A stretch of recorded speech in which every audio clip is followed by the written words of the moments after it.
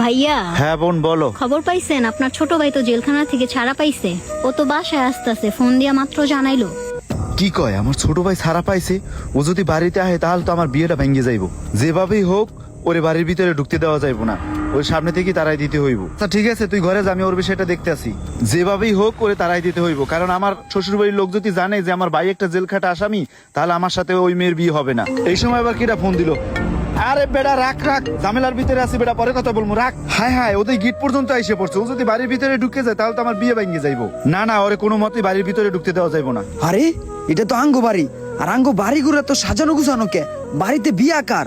ওই তো বিয়া বাড়ির গেটের সামনে বাইয়া খাড়া রইছে। যাই বাইয়ার কাছে যাই। বাইয়া, আঙ্গো বাড়ি ঘরে তো সাজানো গুছানো কে, আর আমগো বাসায় বিয়া কার? ভাইয়া তোমার গায়ে হলুদ কে? এইগুলো তোর দেখতে হইব না, তুই বাড়ির আশেপাশে থেকে তাড়াতাড়ি চাইপে যা। ভাইয়া এটা তুমি কেমন কথা কও? আমি এই বাড়িঘর থুয়া কই যামু? আর এই বাড়িঘর ছাড়া আমার যাওয়ার কোনো জায়গা আছে? ভাই সব বুঝতে পারছি, সমস্যা নাই। আজকে আমার বিয়া, বুঝছো? তুই যদি আজকে বাড়িতে ঢোকো তাহলে আমার বিয়ে ভেঙে যাইবো। তুই আজকে যা, হেনতে তোর সাথে আমি পরে কথা বলবো। কি কও ভাইয়া? তোমার বিয়া আর তোমার বিয়ায় আমি থাকুম না? তোমার জন্য আমি জেল খাইতে আসলাম বিনা অপরাধে। তোমার জন্য আমি আমার এসএসসি পরীক্ষা দিতে পারলাম না, আর আজকে তোমার এই বিয়ার দিনকে আমার বাড়ি থেকে তাড়া দিতাছো? আমার জন্য তোমার বিয়া ভাঙা যাইবো গা? তুই যদি বাড়ির ভিতরে ঢোকোস তাহলে আমার বিয়ে ভেঙে যাইবো। মেয়ের পক্ষ বলবো যে তোমার ভাই একটা জেল কাটা আসামি, এই জন্য আমার বিয়ে ভেঙে যাইবো। যা ভাই, আমি তোর সাথে পরে দেখা করবো। ঠিক আছে ভাইয়া, তোমার বিয়ার দিনকে যেহেতু আমার তাড়া দিতাছো, আমি একজন জেল খাটা আসামি, আমার জন্য তোমার বিয়া ভাঙা যাইবো গা? আমি এটা কখনোই চামু না ভাইয়া, আমার জন্য তোমার বিয়া ভাঙা যাইবো। আমি চলে যাইতেছি ভাইয়া, ঠিক আছে? কিন্তু যাওয়ার আগে আমি একটু মার সাথে কথা বলুন। মার একটু ডাক দাও, একটু কথা কমু মার সাথে একটু দেখা করাই দাও। কারোর সাথে দেখা করার আজকে কোনো দরকার নাই ভাইয়া প্লিজ, জেল তোরে থেকে যাইতে এতদিন বলছি পরে না, আসলাম যা ভাইয়া। তুই। ভাইয়া তোরে জানি বাড়ির 30 সীমা নাই আর না দেখি আমার। ভাইয়া তুমিও শেষমেশ আমার সাথে এরকম করলা। তোমার জন্য বিনা অপরাধে জেল খাইতে আসলাম আমি। ঠিক আছে ভাইয়া, আমি চলে যাচ্ছি।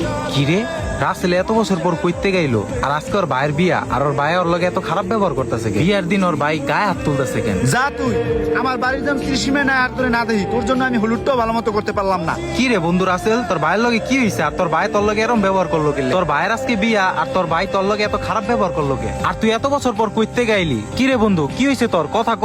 হায় রে বন্ধু, স্বার্থ শেষ হয়ে গেলে প্রয়োজনও শেষ হয়ে যায়, সেইটা পরিবার হোক বা অন্য কেউ। কে বন্ধু কি হইছে? ঘটনাটা একটু খুইলা কত আমারে। বন্ধু, যে ভাইয়ের জন্য আমি মিথ্যা মামলায় জেল খেটে আসলাম জেলখানার থেকে, আজকে 1 বছর পর জেলখানার থেকে আসছি পরিবারের সাথে দেখা করুন। আয়সা দেখি ভাইয়ের বিয়ে।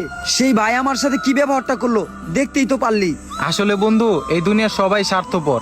আপন ভাইয়ের জন্য বিনা অপরাধে 1 বছর জেল খাটলি, আর এই ভাই আজকে তোর লগে কত খারাপ ব্যবহার করলো। ঠিক আছে বন্ধু, থাক, আমি আহি। বন্ধু তোর এই দুনিয়া কেউ আপন না হইলো আমি আছি, চল আজকে আমার বাসায় খাওয়া দাওয়া করবি।